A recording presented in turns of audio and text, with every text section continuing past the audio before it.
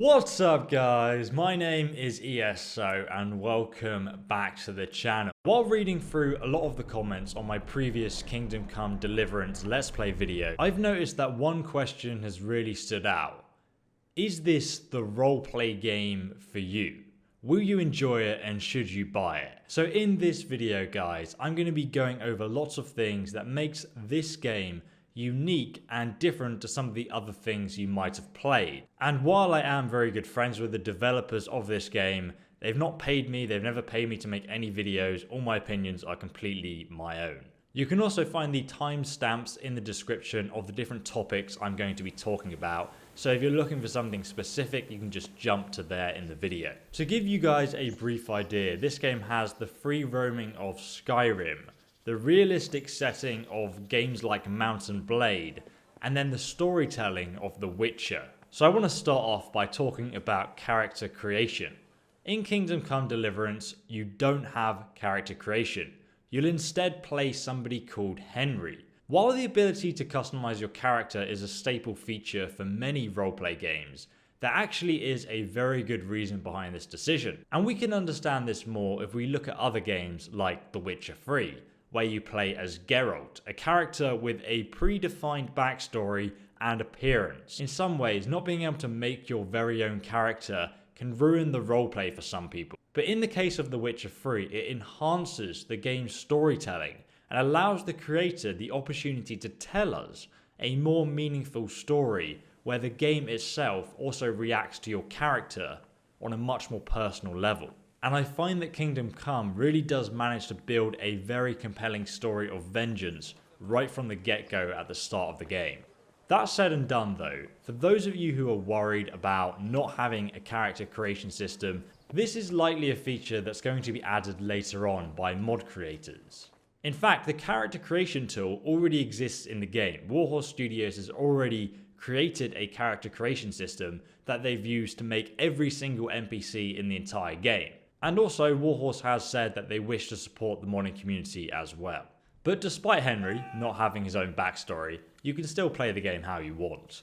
It is entirely possible to go through the entire game without killing anybody, apart from a few individuals that you're going to have a very good reason to want to kill. That said, Henry is not a superhero badass who you can take on droves and droves of enemies with at once. He's just a human. Even later on in the game, when you become highly skilled with a sword and you level up your different skills, you're going to struggle to take out lots of opponents at once. It's still going to be a challenge. You're going to have to be skillful and smart about it. You don't really level up your character and get lots and lots of health and turn into a complete bullet sponge. You do, however, get fitter and get more stamina, which allows you to block more hits and also start using different combo attacks with the sword and more skillful abilities in that sense. The next thing I want to talk about, which is a really important feature in any roleplay game, is the questing. When it comes to questing, the game does give you some guidance, but it really doesn't hold your hand and then guide you through everything. For example, you may be planning an assault on a camp or a castle, but be limited by how many men you can bring. Nothing is actually stopping you from going and crafting some poisons, and then dressing up as the enemy soldiers and sneaking into their encampment, burning all their arrow supplies or poisoning their food, or even suffocating some of them in their sleep. You can literally do whatever you like. The game is a sandbox in that sense. It doesn't say, this is how you complete this quest and you must do it this way. There are so many different optional and variables as you're playing through the game. I think the game is really good, especially when it comes to choice though. All good role-playing games should have choice, so you can roleplay your own character and try and figure out who you want to be.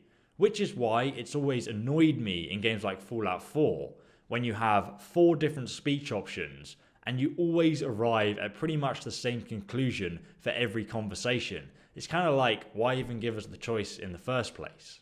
In Kingdom Come, however, the developers aren't actually afraid of giving your decisions weight. So for example, in one point in the game, you'll get to choose how many men you take for this giant battle. You can say something ludicrous like, I need 100 men.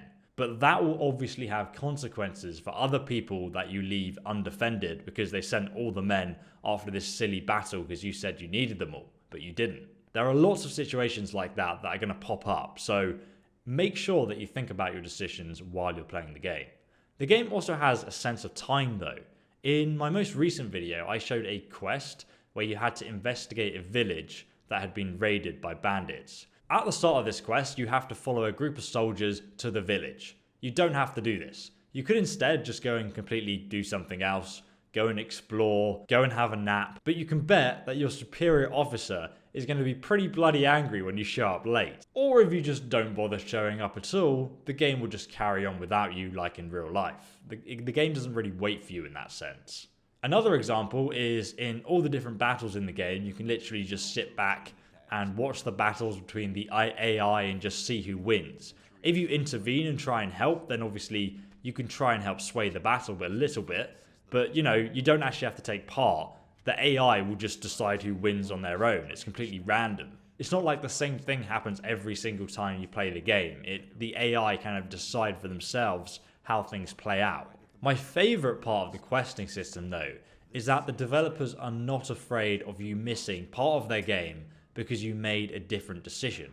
Some people are a little afraid of missing things, but I suggest that you embrace this idea and just enjoy the story and the mistakes that you make. It truly makes the world feel a lot more realistic and alive from how it reacts to you. All the people in the game have their own cycles and jobs. Nobody is not doing anything.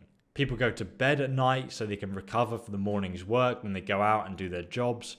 Their houses are free for looting, and then they might go to the pub at night and then they get drunk and they're easier to pickpocket. So, you can use all these little details that you know about people's lives to your advantage. Another point a lot of people actually don't seem to realize about this game is it is all historically accurate.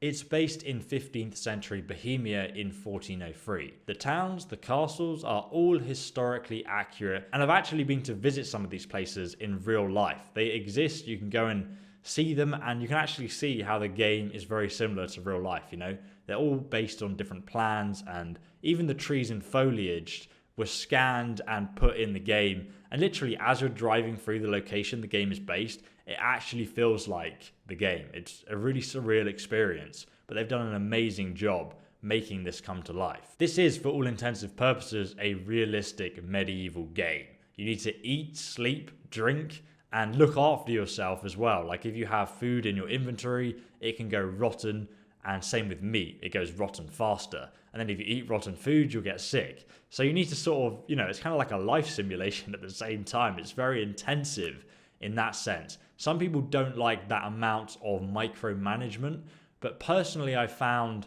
that it came quite naturally and it wasn't inhibitive to the actual gameplay itself when I was playing it. And the equipment and combat are also very realistic, and that brings me on to my next point. The armor system. Your character has 11 slots for armor. The system works off a layer system, like real life medieval armor would. It's very realistic. So for example, if you're wearing plate armor with no padded gambeson underneath your plate armor, the game will actually calculate that you take more damage, because if someone hits you with a sword, you're going to be like, oh, a lot more than if that impact was absorbed slightly by having a gambeson underneath. Likewise, plate armor is also vulnerable to piercing and blunt attacks like a mace, and other armor options like the full sort of faceplate helmet are going to reduce your visibility drastically in battle for that added protection you get. The game also has a variety of weapons though, different sizes of weapons, but just generally, it has a bow, an axe, a mace, a polearm, and a dagger, and also obviously a sword. And also it has unarmed combat as well, which is always good fun because you can get in drunken brawls and also bet people to fight them and stuff, which is great fun. Each weapon though has a skill attached to it, which will improve as you use that type of weapon. There is, however, no smithing system in the game, so you can't craft your own weapons from scratch or anything. But the weapons will lower in durability as you use them. So for example, if a weapon is at 70% durability, then it does 70% of its total damage. You can, however, use a grindstone just to sharpen up your weapons a little bit and then get them up to full damage again and then go and use them. This brings me on to my next talking point about the game, the combat. Combat in Kingdom Come Deliverance tries to find this balance between realism and sort of fun, fluid gameplay. Let me try and explain what I mean by that. The game uses medieval fighting styles and attacks to simulate medieval combat, and it does this extremely well. Each weapon has some 200 animations, and the game processes each one of these for attacks, blocks, hits, and so on. The physics of the game in this sense is ridiculous. Like, if you hit someone in a certain place, then the game calculates, okay, this sword bounces off in this direction, or it slides along their blade, and you can imagine all these sort of processes going on in the background. And this indeed does make the combat very tactical and almost a little bit like a game of chess. It's not really fast paced like Dark Souls, but it's definitely as challenging and as difficult to learn. At times I think the game can struggle to have a fast paced combat system and instead focus too hard on being ultra realistic. This results in the combat looking a little bit wooden and forced at times, instead of being more natural and flowing. This is something the team I think have been working on from different comments of the community, and it's looking so much better than it was. But you know, you can make up your mind as to what you think of it now. When you actually go ahead and try the combat though, like when I played it myself, it's rather enjoyable. Like, the complexity of the system is unmatched. Being able to attack from 6 different directions, block, parry, counterattack, it's all really good fun to learn. The next thing I want to talk about is the skills. As I mentioned, the game obviously has all the different weapon skills for each type of weapon, and the typical RPG skills such as strength, agility, vitality, and speech. But it also has world skills. These are as follows. Firstly, we've got alchemy. The game also has a massively in-depth alchemy system. It also has a herbalism craft to go with that, where you can find all the different types of plants for use in alchemy. Drinking is also a skill, and at max level, you no longer get hungover and lose stuff after a drunk night out. Alcohol can also improve your confidence and also your speech skill, as you would expect. Then you have horsemanship, which governs your riding ability. And there are also lots of different types of horses with different speeds, carry weights, and battle ability in combat. And you can craft add-ons for your horse as well. And then we also have the hunting skill, which is one of my personal favorites. Maintenance, and then lockpicking and pickpocketing, both of which have their own mini-games. And finally, reading. Rather interestingly, at the start of the game, you cannot read. So if you want to try and read a book, all the letters will be jumbled up and you won't be able to read them until you learn. Even saving the game is a new concept that drives home how careful you should be when progressing through the game. Firstly, the game auto-saves. You can also save by sleeping in your bed, and finally, you can drink something called a savior schnapp. These are basically limited resources that you can acquire to use at important moments where you think, I need to save the game right now. It basically stops you from abusing the save system to achieve certain goals by just reloading your last save. So there we have it, guys. I've gone through some of the things that make Kingdom Come Deliverance, in my opinion, quite an unusual game with a lot of new different aspects that some of you will either love or maybe not like so much. So now maybe you can make a more educated decision on whether you like the game yourself and if this is the right RPG for you. If you want to see some more gameplay, check out my links in the description below.